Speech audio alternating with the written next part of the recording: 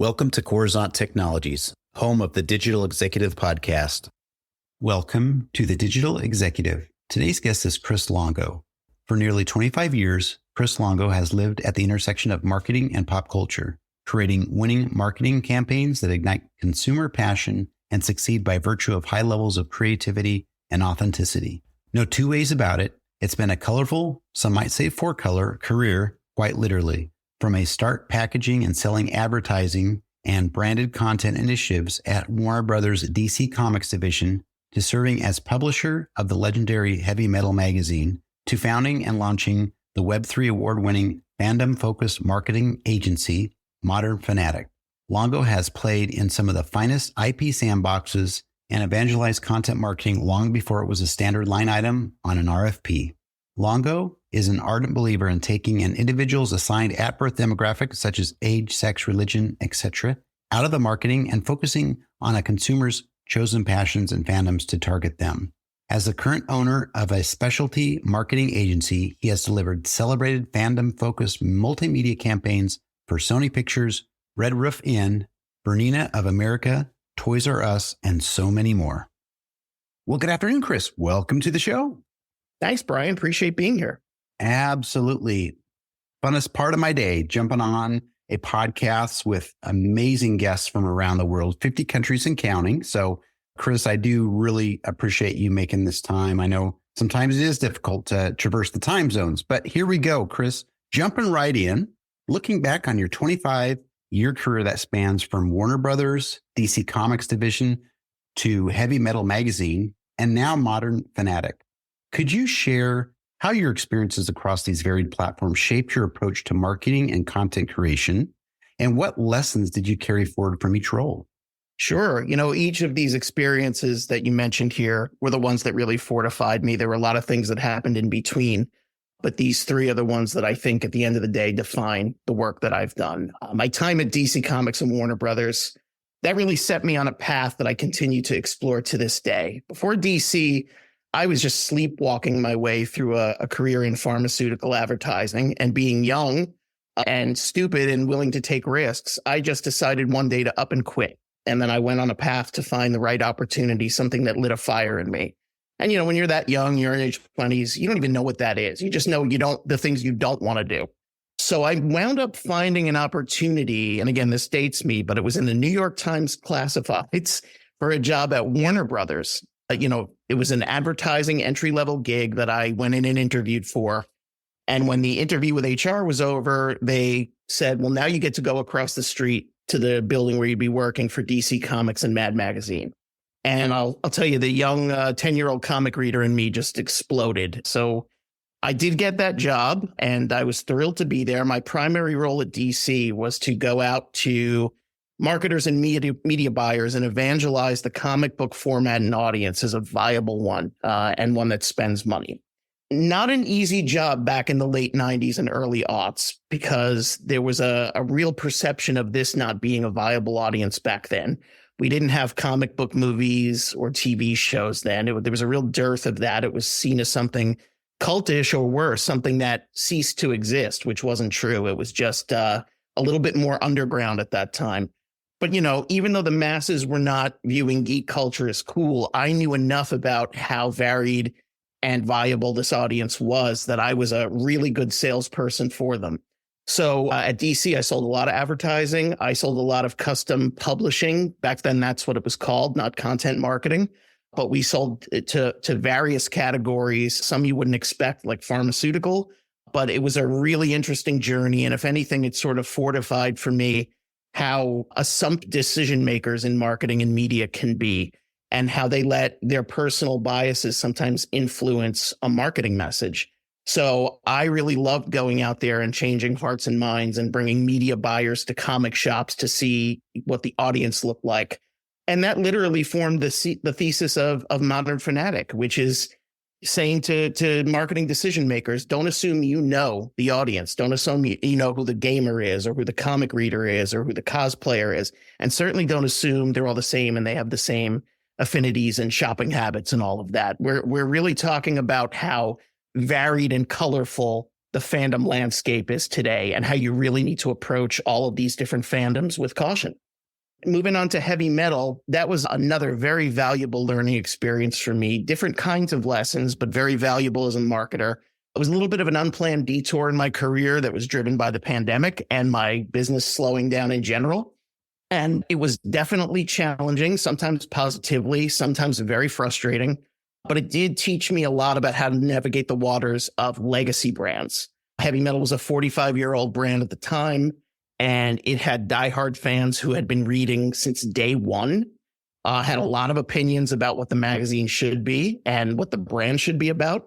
And it was really difficult to navigate that while actively seeking a newer, fresher, younger audience.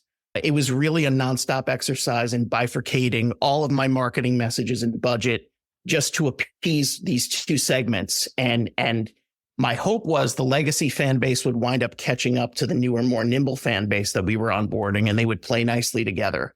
But it never really happened. It never really gelled.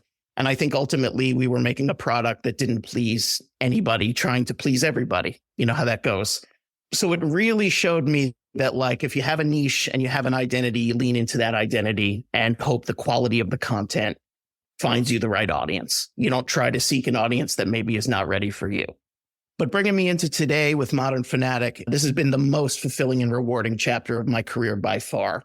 And again, my mission is still the same as when I was out pounding the pavement for DC Comics. I'm just out selling a much larger canvas of fandom. We still dabble in the comic world. I'm a fan. I'll always love it, and I'll always want to have a touch point in it in my career. But the agency's mission really is twofold. We like to show brands from the outside. You know, by the outside, I mean non-endemics. Think like consumer packaged goods, travel, insurance, things like that. We like to show them really clear paths to successful, renewable, long-term engagement with different subsets of fandom. And for brands who are already on the inside, entertainment brands like gaming, movie studios, publishing, TV networks, we're a really effective agency of record for marketing all of their products and their brands. So we're lucky enough to dabble in both kinds of relationships with both categories of client, and it's just been an amazing ride. Our message continues to resonate, and we couldn't be more thrilled about where we are today. Thank you so much. I appreciate the backstory there, the culmination of the things that gave you the biggest joy and some of the challenges. It's kind of like you were a kid at DC and then had to grow up into this heavy metal outlet and learn some of the challenges there. But, you know, you brought it all together and created such an amazing company with Modern Fanatic. So I appreciate the story. I really, really do.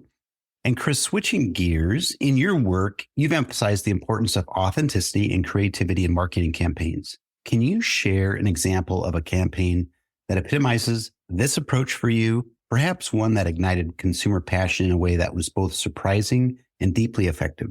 Sure. You know, to me, Brian, the most effective campaigns are always the ones that are simple and they shoot straight. It's really easy to confuse visibility of a campaign with effectiveness of a campaign. They are not the same thing. Very often, very large spends ensure that your message is seen, but it really takes a certain level of skill and effort and understanding an audience to make a campaign effective and actually affect consumer behavior. So a great example to me is one that came through our agency. It's a small one. It's very likely not on your radar, but it means a lot to me just in terms of resonating with the target. It was quite a success. In our very, very early days of the agency, before I was lucky enough to, you know, have a bigger staff and things like that, we had the opportunity to work on a campaign with the hotel chain Red Roof Inn. Campaign was called Budget Heroes.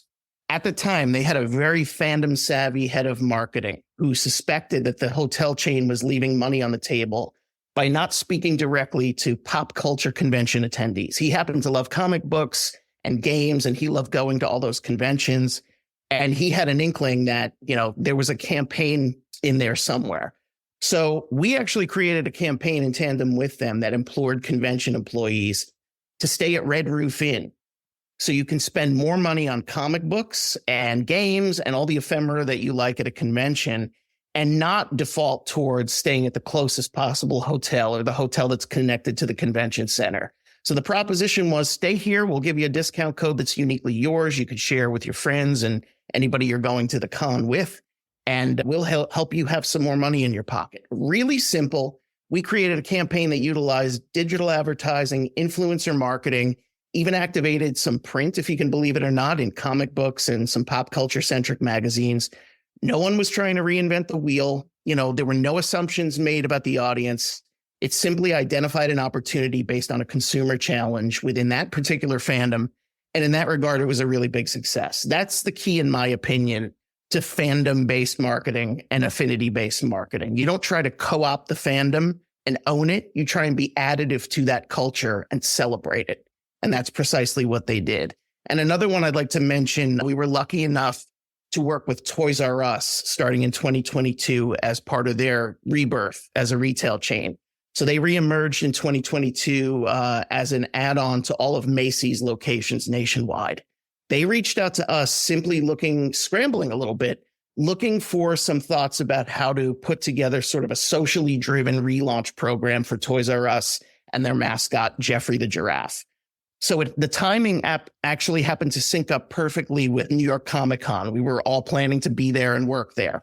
So we set up a scenario where Jeffrey the Giraffe, an actor in costume, he was on the ground for the weekend, meeting and greeting fans and then doing dance contests with them to the Toys R Us theme. And all of it was on TikTok and Instagram on Toys R Us's master accounts. Again, really simple, just a fan engagement program. They were hoping for some shares, a little bit of virality, and they certainly got that. The program was so effective ultimately that Modern Fanatic won a W3 Industry Silver Medal Award for user experience for that last year. So we're very proud of that. And we're very proud of the fact that we can offer, brand marketers the opportunity to actually infiltrate these fandoms without spending millions of dollars to do so. We are big proponents of like the rolling up your sleeves, hard work, maintenance work of marketing. Thank you. I love that.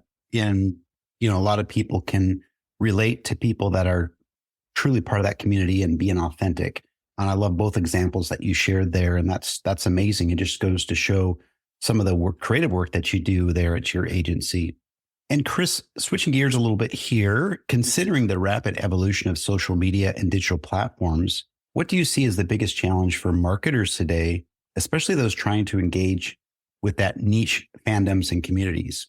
Yeah, it's a challenging landscape. You really need a navigator if you're coming in blind. And that's really what we try to be. We try to create really nimble campaigns and approaches to marketing for our clients that can weather any kind of a storm up, virtually or literally.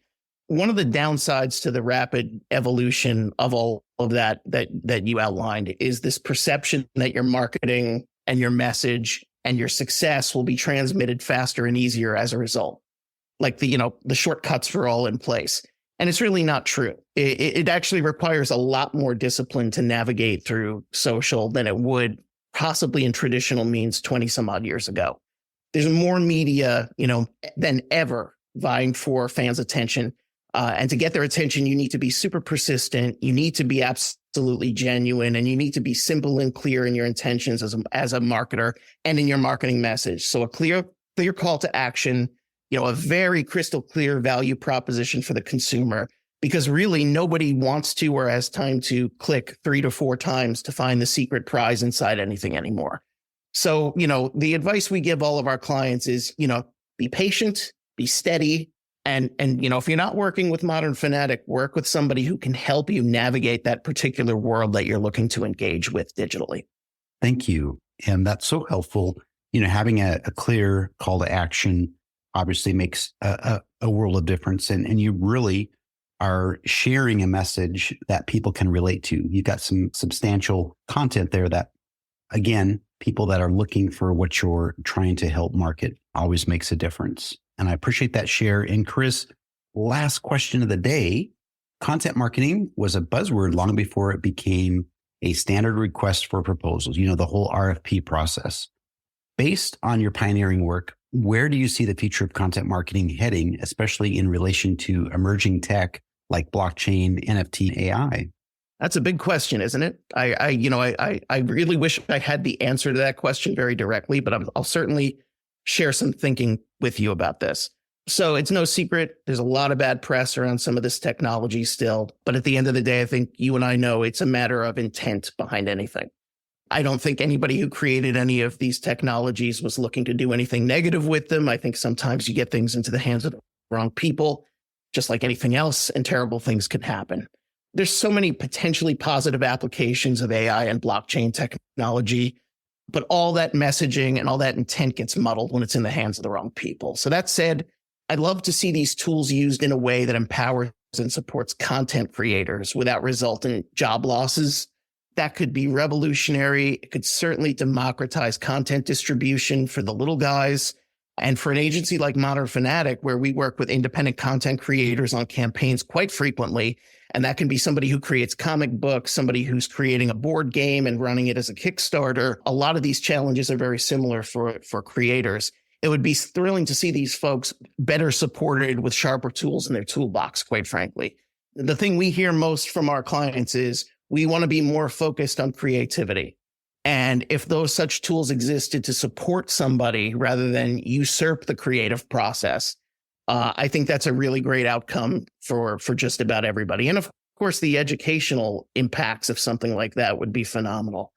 But again, we just want to see creators focused on doing what they do best and not losing sleep because they don't know if they're going to earn any money, or they don't know if their material is going to be pirated or their job's going to be taken away. We are believers that the human touch is what makes comics, games, and all storytelling resonate. And as an agency, we just hope to be stewards of those stories and those messages. I really do love that, Kris. You're all about, again, at the end of the day, taking care of the people, right? And that creativity needs to be left in the power of the people that do that stuff. Again, talk to hundreds of people about AI and blockchain and all these other things that are coming out. Yes, some of it is going to be beneficial and help create some efficiencies around the creators. But absolutely, I agree. I think at the end of the day, the human needs to retain that creativity and continue to provide the service that they provide best to the world. So thank you for sharing. And then, Kris, it was such a pleasure having you on today, and I look forward to speaking with you real soon. I would love that, Brian. Thanks for having me on. This was a lot of fun. Bye for now.